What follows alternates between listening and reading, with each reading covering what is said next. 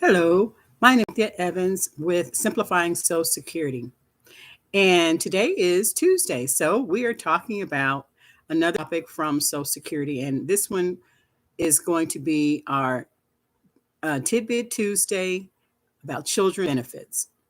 Now, as we know, someone who works and pays into Social Security as a family, the family members might be eligible for Social Security benefits.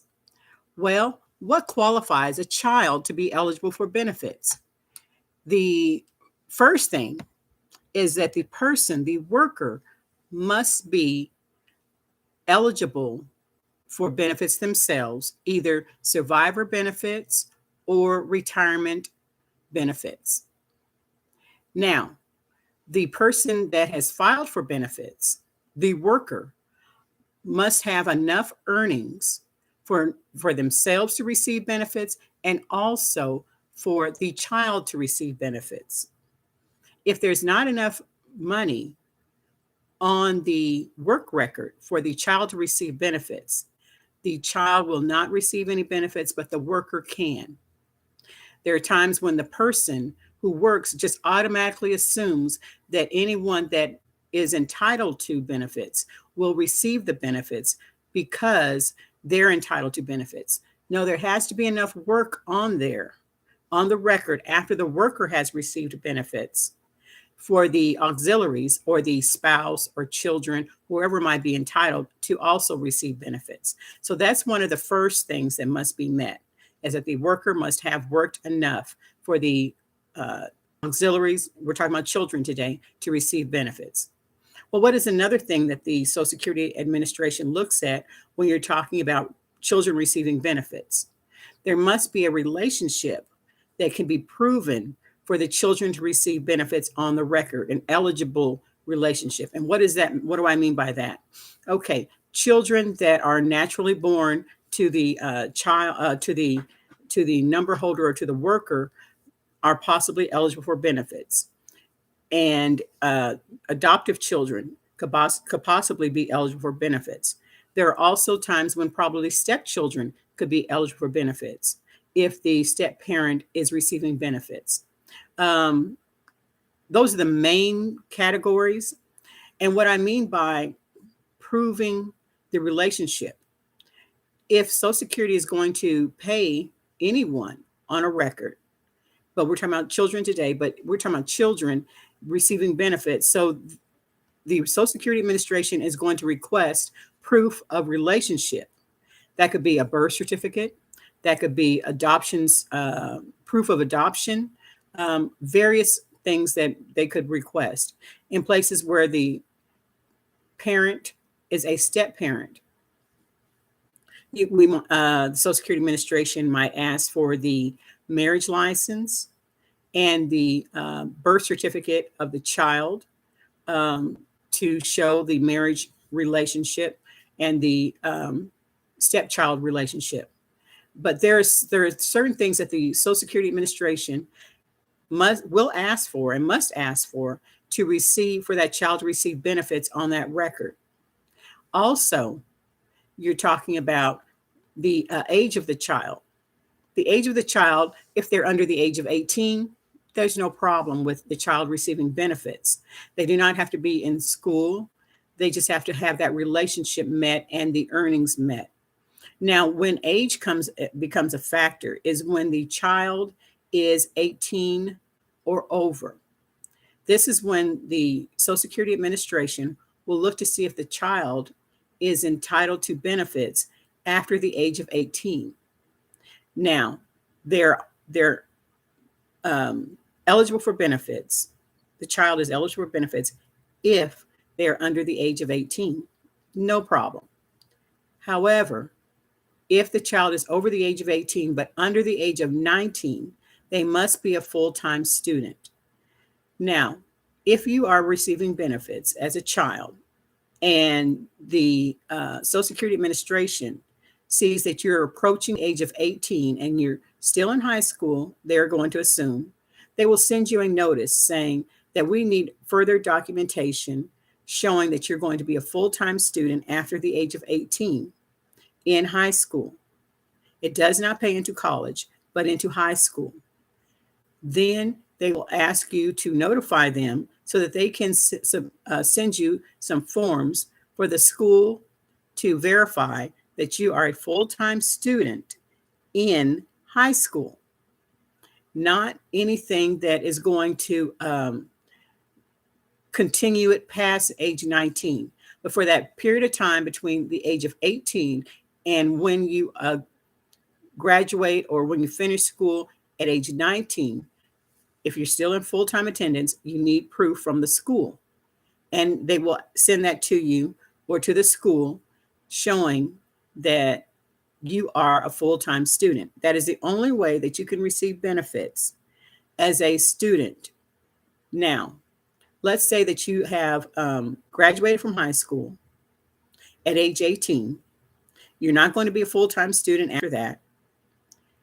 Is there any way that you can still receive benefits? Well, yes, there is a way, and that is called a disabled adult child.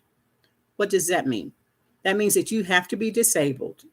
Your disability has to start prior to age 22. Now, this is still as a child benefits, but your disability has to begin prior to age 22. So let's say you graduated from high school, you're age 18, something happens where, let's say you're in an accident, you have some kind of disease that is incurable, and they find you disabled under Social Security regulations, then you can possibly receive disabled adult child benefits on that same record that you received as a younger child on that parent's record. So there are possibilities where you can receive benefits on Social Security on a worker's record as a young child, as a student in high school, and as an adult child, disabled adult child. Now, when do benefits stop for a disabled adult child? Well, if you continue to be disabled, they can continue to receive benefits on that record. They will do reviews, medical reviews, work reviews if you're working. They will do all kinds of reviews to make sure that you still fit the requirement for the Social Security disability program of disabled adult child. Okay. Now, if you are a child receiving benefits and you are working, you are under the limit of the Social Security Administration for those that are under the age of full retirement age. So that is for 2022, $19,560. So more than likely as a child, you will not earn that amount, but you are still required to report earnings if you are close to or exceed that amount. And when I say close to, if you think you're on the borderline of receiving Social Security, receiving wages that might exceed the limit for that year. And in 2022, I believe it is $19,560. So work is also something that a child, if they're working, needs to be aware of, because you would be held accountable for reporting your earnings to the Social Security Administration. Now, if you are disabled, you're looking at not the underage, not under the full retirement age limit. You are looking at a disability requirements. You're looking at disability regulations. You're looking at disability guidelines. That's what you are looking at when you're talking about Social Security and disabled adult children. That is disability. Okay. So when you're looking at working, don't look at the 19,560. You would have to look at what can I work and earn, and this not affect my Social Security if I'm on disability.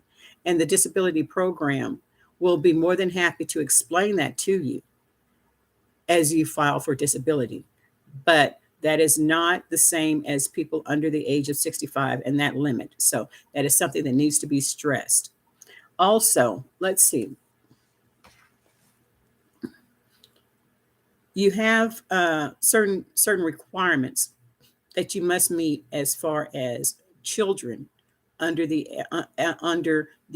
workers record.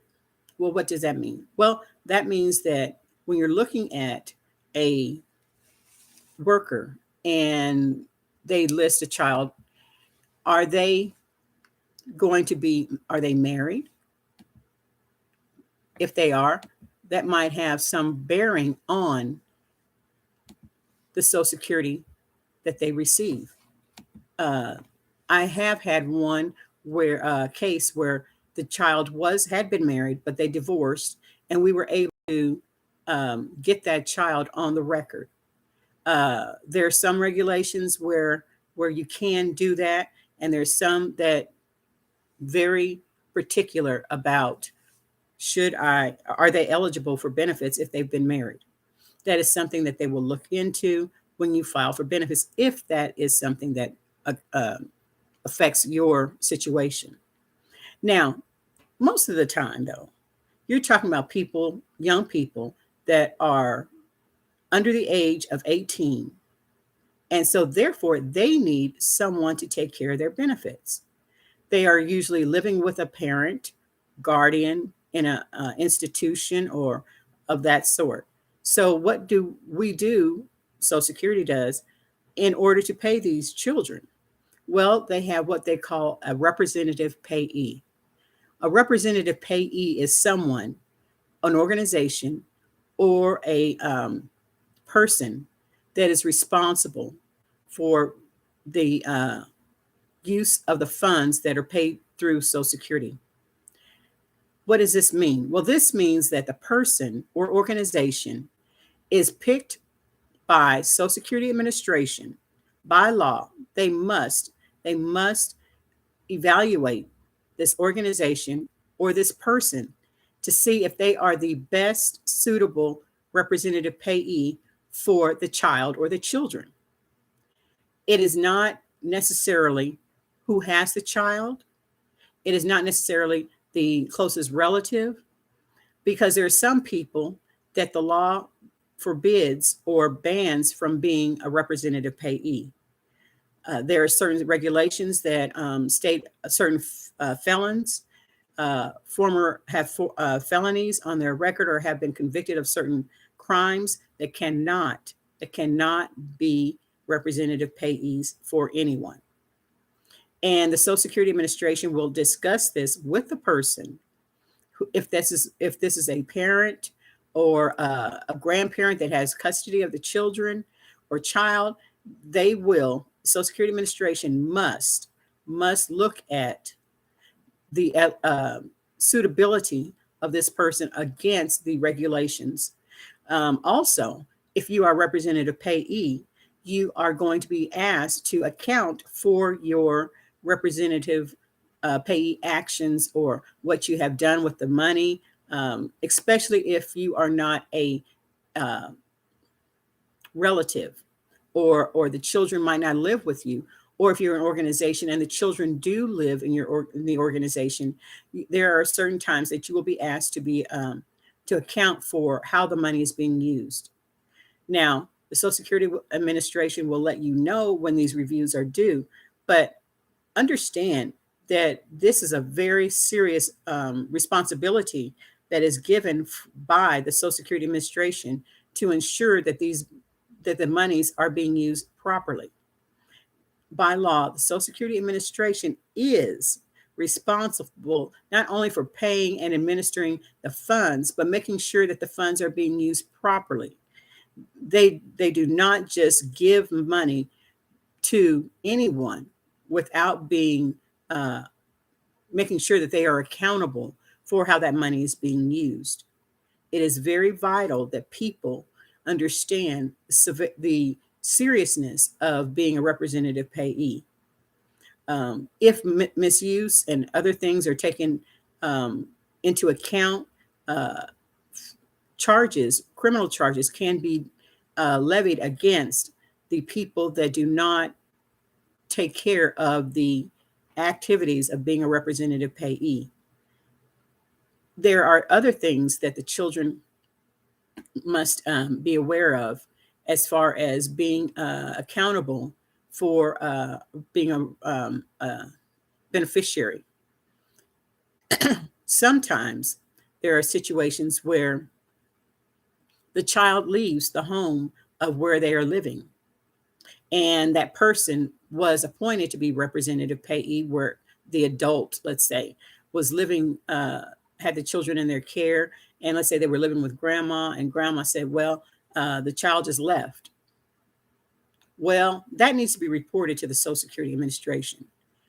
She is not, he or she, grandmother, grandfather, guardian, is not just given those checks if the child is not living there. The child must be in, at least in the care of, or know where that child is. If the child leaves, that is a reporting responsibility from the representative payee to the Social Security Administration, because that child should be cared for with those benefits. These are not to be used just by the person that is receiving the checks. It is for the use for the child and their upbringing, their food, clothing, shelter, the immediate needs of that child. If the child is not living in that facility or in that place, then Social Security needs to know so that they can take proper actions to make sure that the money is being used properly. If not, then whoever has that money and that child was not in that care is going to be held accountable for how the money was used. And having it saved, that is not a good enough reason. If the child is not there and you receive checks, you need to let Social Security know, and you might probably have to return those checks so that Social Security can hold on to those checks. And whenever the child is located, the child can, depending on their age, when they're located, they might receive them themselves, or the new payee, someone can file to be payee for that child, and they can go ahead and receive the money that should have been paid to them.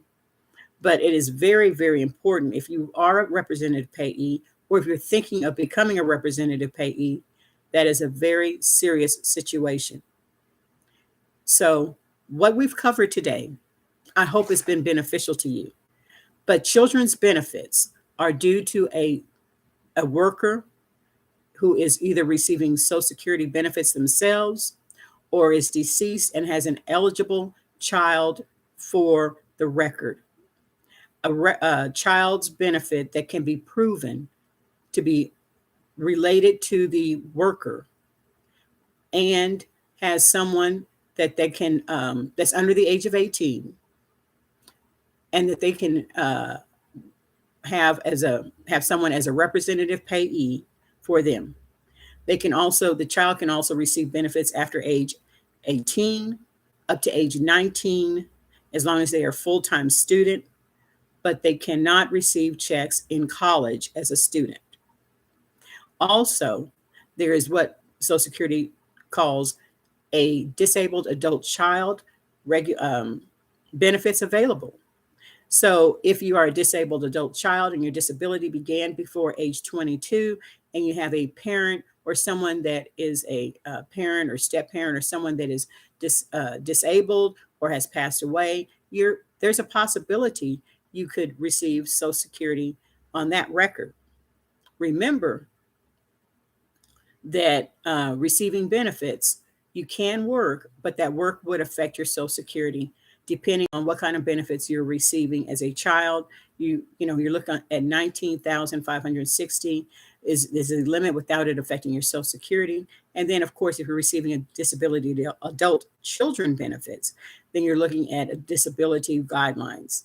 And when you receive disability guidelines, Social Security will do reviews to make sure that you still meet the requirement for the disability program. Now, if you have any questions whatsoever, please feel free to contact me. My email address, my phone number will be at the bottom of the broadcast. And so feel free to contact me. I'll be happy to help you with any of the questions that you have. If I don't know the questions, I will definitely find out for you. I hope that this has enlightened you. I hope that this has given you some insight. If you have any situations that you need help with concerning children's disability, give me a call as well as with that. If you have retirement questions or Social Security card questions or anything like that, I will be more than happy to discuss these things with you. And again, my name is Cynthia Evans with Simplifying Social Security, and you have a blessed day. Thank you very much.